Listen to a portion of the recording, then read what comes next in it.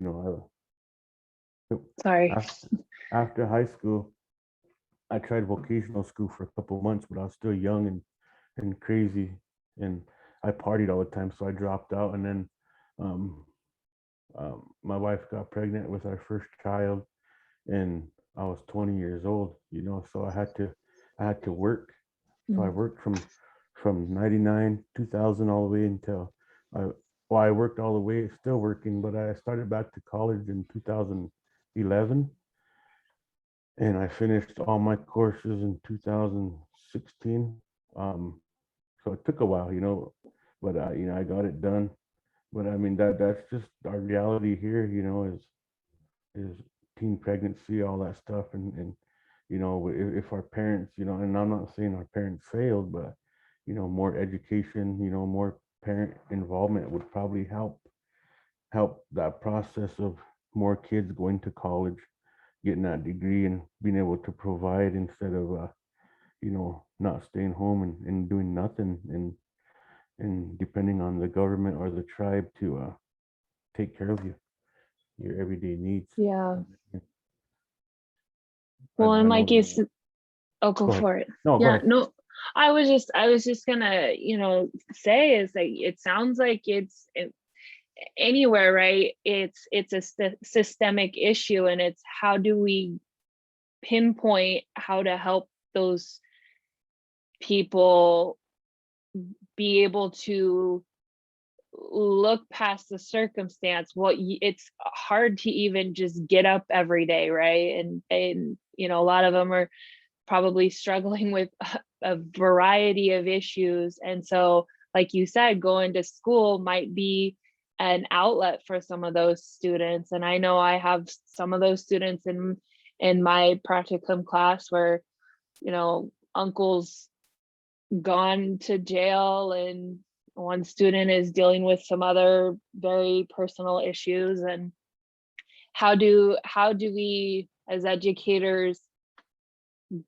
I feel like I just want to protect them. Well, I don't know how to protect them. I don't know how to care for them. I can't do all of those things. So you know, that's a tough situation. It's a tough situation. And I think conversations like this is great. It's a great start, but I don't know, what is the next step?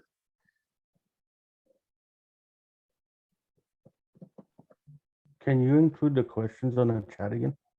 Oh, sure. Sorry. Thank you. I know you're probably starting class here pretty soon, huh? I am at 5:45, so I still have time, but you all just let me know if you want to speed it up, because I'm a talker, so I can sit and talk for hours. Well, I got clearance from our instructor, so we're good. Okay. I think there's only one or two more questions left, but here, let me throw it in the chat. I think that was the last question, or the last one says to come up with an additional question. Well, there's my additional question to your topic or current graduate course. So what class is this for? So this, for me, it's bilingual education. So theoretics of bilingual ed, I think, is the title. Because like I mentioned, there's a lot of Spanish speakers in the community that I live with. We have a lot of migrant farmers that come to the area. And so we have 3 cities, Kennewick, Pasco, and Richland. And Pasco is the fastest growing city in the state of Washington for the last 10, 20 years now. And their population is, I mean, I would say almost 75% Hispanic background, Latino, Latinx background. And so bilingual education is a hot topic in our community. And how do we provide this support to our students who may not speak English as their first language? So this has been an interesting class. Dr. Johnson has a lot of insight on the topic. How about you all? Was this class 4? Grant writing. Oh, interesting. Yeah. So the program that you're going into the Lakota Leadership and Management, right? Okay, so the one that I'm going into is educational management, Okay. or like a principal admin. Yeah, it's Yeah. the same with the emphasis in education, right? Yeah. Educational management. Yeah. Yeah. Gotcha. So there's Same some pathway, students, different branch. yeah. So there's some students who are going just into the Lakota leadership, and then there's some that are going into the educational part of it. But these first 3 classes are required before you can actually go into those courses. Kind of a prereq class. Yeah. I see. And see, How for long is me- the program? Oh, sorry. Oh, no, go ahead. Go ahead, Selena, you can answer that. I think it's 4 years, because we Oh, can only wow. take 2 classes a semester. Oh, wow. Okay. Yeah. And 2 they're years. It's 2 years. oh, it's 2 years? 30, Okay. 36 credit hours. Each class is considered 6 credit hours. Oh, that's why there's a lot. Yeah, Yeah. a lot higher credit. Mhm. It might be different for your, Oh, maybe it is. yeah, for the one that you're going into. Mhm. Because mine, I believe it said 4 years. Really? So it's gonna be a while before Hmm. I get my Oh, wow. master's. So for me, it's crazy because I'm taking a Lakota leadership class. In my job right now, I am one of the leaders. So I guess this class is going to teach me how to do my job better, I guess. Right. Oh, that's too funny. Yeah, my program is 2 years as well. We started this summer, and we'll all be certified to teach come December of next year. So 2022. So what But then we don't. title will you have? So I will have a master's in teaching, and I'll have my teaching certificate. And so technically in December, but I graduate from the program the following spring. It's weird. We just take one class. It's like almost like a thesis paper that we have to write. But yeah, it'll be nice to be done with school. I feel like I have been doing school myself I started right when I graduated high school back in 2007. It would have been 2008. And so it's taken me a long time to get, not only I started with my associate's degree, and then I got my undergraduate, and then here I am again. Can't get out of the college world, I guess. But it's So what good. type It's of for the things better. are you doing in your practicum class? So how far are you? I am in a 5th grade class at Barbara McClintock STEM Elementary School in Pasco. And so last week we had an earthquake drill. That was the highlight of one of the days. But they've been working on fractions and math. They're learning how to write paragraphs, so topic sentences, supporting details, conclusions. It's really interesting because I haven't been in a classroom since my dad retired, which was about 6 years ago. And so I used to go help him in his school district. And now being in this classroom, it's really interesting because they all have laptops.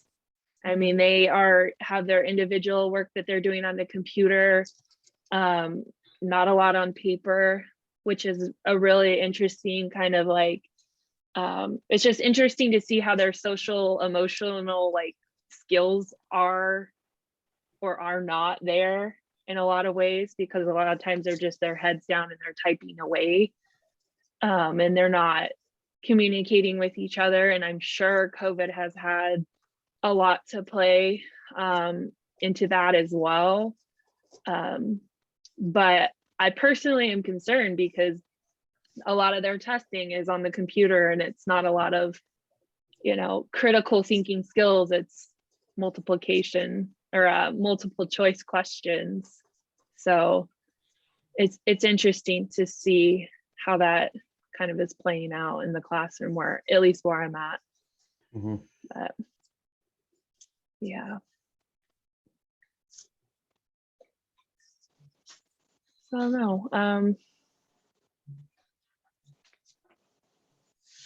What other classes are you taking? So you have this one and then you have one other one. Are you both taking the same class? Yeah, What is the that one? leadership, Oh, okay. It's leadership. Lakota Foundation or leadership. Yeah, Okay. basically. We're basically learning, reading, like the one of our books is Crazy Horse. The other one is Okay. the seven, was it seven sacred rights of the Lakota or something? Yeah. Yeah, Okay. and it's just, you know, kind of reinforcing our knowledge of what we learned since we were elementary school. Because, you know, we've been taught the culture all the way. I'm sure Mhm. Selena, wherever she went to school, if it was here on a reservation, you know, they teach you from kindergarten all the way through high school, and even in college you have to take Lakota studies classes. So it's probably a lot of this stuff we should know by heart. We should probably ace the class, but like I said, you know, I'm in meetings every day on Zoom or in person every day, every Yeah. evening, sometimes 2, 3 meetings a day. So, and then I just can't find time at night when I get home. I'm burnt out, you know, and that's how I fell behind and kicked myself in the butt because I never, when I was going for my bachelor's, I was never behind, always on time. Yeah, I feel like masters, I don't know. It's a lot of work. I felt when I graduated with my undergrad, I was on top of the world. I felt really good about my grades. I was on top Mhm. of everything. And then now it's like 5 papers due 2 or 3 a week. And I'm like, how? How do you think I have time for that? But hey, yeah, it's tough. It's a challenge, but it'll be worth it, Mhm. I think, in the end, and pushing ourselves to the limit, because if that's what we can get through, then we can get through a lot of other things as well. That's what I keep trying to tell myself anyway. Yeah. Wonderful. All right. Well, I don't know. Does anybody else have anything else to say or add? I think, you know, we kind of, I think we covered everything, you know, we kind of got Yeah. a sense of where you're at in your educational career and your, Mhm. you know, a little bit of feel of your class, you know, your class. And I think you got a little bit of a feel of where we come from and Yeah. our coursework and whatnot. Are you guys in person? So this class, it's interesting. So he has a system where we met one time, and then it was like Zoom class one week and then asynchronous. So like homework in the place of class. And then back to Zoom and then asynchronous kind of every other week. And so we've met in person, I think maybe twice. And then yeah, it's just asynchronous, but then I have other classes where we meet in person every week. So the next 2 days I have classes in person. Does Washington State have a mask mandate? Yeah, so we have one of the strictest mask mandates in the nation, and it's been that way from the beginning, because that's, Mhm. from very beginning when Washington had one of the first cases in the nation. But yeah, we didn't have, over the summer, the mask mandate was like repealed, and as long as you were vaccinated, you were okay to go, do things and whatnot. But then come fall, that's when the mask mandate was put back into place. And so I live in a very conservative area. So if you think of Washington, you might think of a very liberal, progressive state. But in the small pocket of Eastern Washington is a very conservative rural area. And so like I mentioned before, working in county government here in Franklin County is the county I work for. A couple of their commissioners are very anti-mask, and so it's been a challenge. That's one of the many reasons I decided to leave the And county. they're probably Trump lovers too, are they? Yeah, absolutely. Yeah. Yeah. They had several rallies for Trump and the anti-mask, and they've sued the governor Yeah. a couple different times. But also that county is being sued due to Voting Rights Act as well, because of that Latino population that I was telling you about. Their voting districts are underrepresented, and so they've been trying to fight for the last 10 years to get those voting districts redrawn. And so, like I said, one of the many reasons I left that county. But yeah, so as far as the mask mandates, we're pretty strict as far as at the state level, but our sheriffs locally have said that they won't enforce any of those mandates. I don't know if you've seen South Dakota in the news, or if you know of Governor Nome, Christy Nome. No, You know, I we don't don't know. have no mask mandates here whatsoever in Oh, South really? Dakota. And see, I had a meeting in Vegas first part of October, and Nevada has strict mask mandates. You know, any casino, restaurant you go into, you have to have your mask on. And the only time okay. you could take it off is if you're eating, and then you got to put it Right. back on. But they're really strict. You know, they have, you go into the stores, like right there on the strip, they have people that greet you, make sure you have a mask on. Oh, wow. And yeah, so which was interesting. And then you get here, come home, you know, and then you go to Rapid City, which is where we go to do all our shopping, which is 80 miles Oh, away. okay. No one's wearing a mask. No Yeah, one has a mask on, you know. that's when I went to Seattle in summer.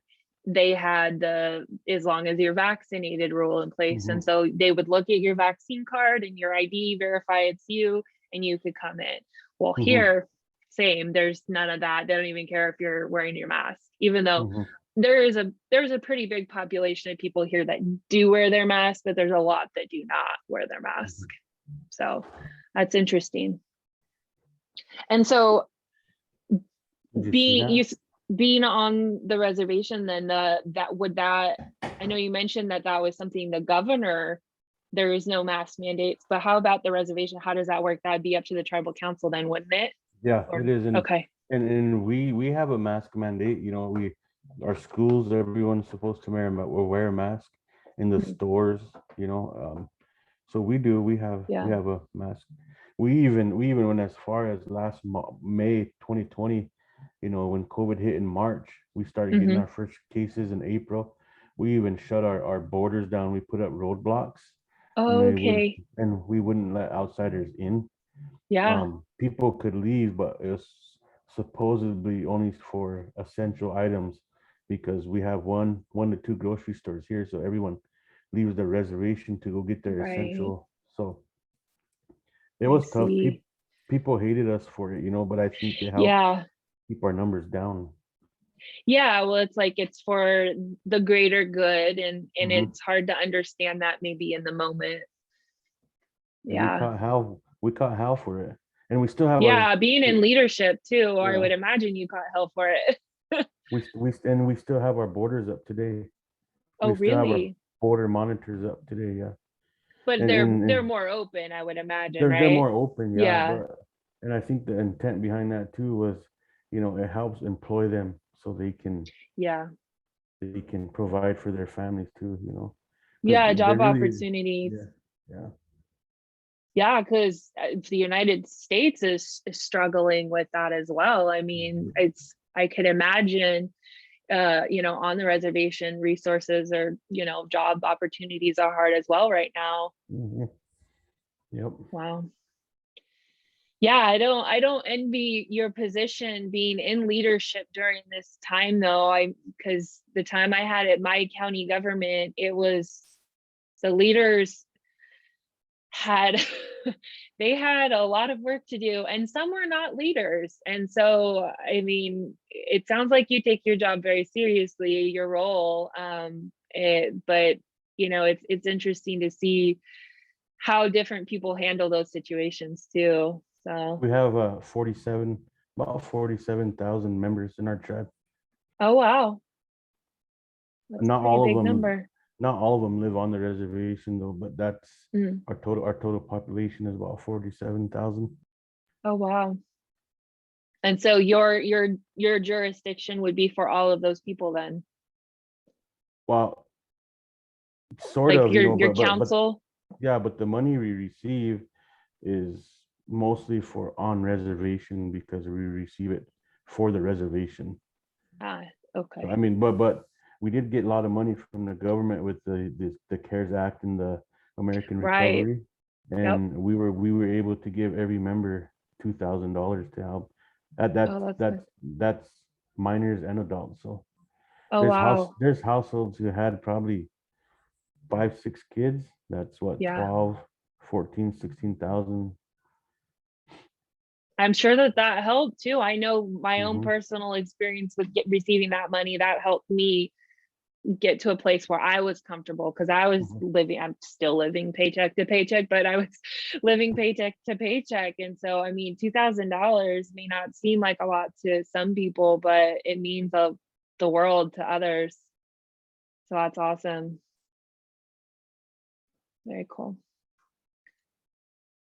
All right, was there a Well, question there we had to fill out, or you had to fill out? Are we good? Or I think we're good to go. If you all okay? feel comfortable, this was great. I'm so happy we actually got to meet, because I was like, I was just gonna take a loss for that assignment, but Me too. Me too. it's like, Well, I so You think do have to fill in what she shared with us, that form that she yeah. just shared with us.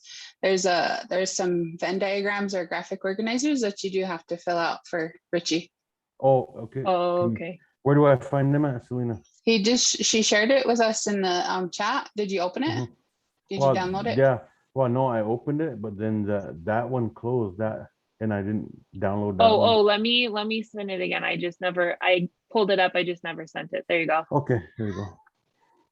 So open and just save it, right? Yeah. Save Yeah. it. Okay. And then you have to fill it out and send it to Richie. Okay. All right. Well, Amanda, it was Awesome. nice to meet you. It was nice to meet you both. You know, you have my email, Selena's email, if you ever need questions, anything. Yeah, Um, same to you both as well. And yeah. I was just gonna let you know, I'm going to when I end this call, I'm gonna upload those 2 video recordings and send them your way too. So if you want to refer back to them, you'll have Okay. those. Nice. Okay. Thank you. Well, nice to meet you. Thank you. Nice to meet you as Yep. well. Have a great winter almost. Yeah. Stay Yeah. warm. You guys Stay safe. probably get some severe winters. We do. Pretty cold. Yeah. Yes. So stay warm. Thank you. Have a good Have a one. good one. Bye-bye. Bye. Nice meeting you.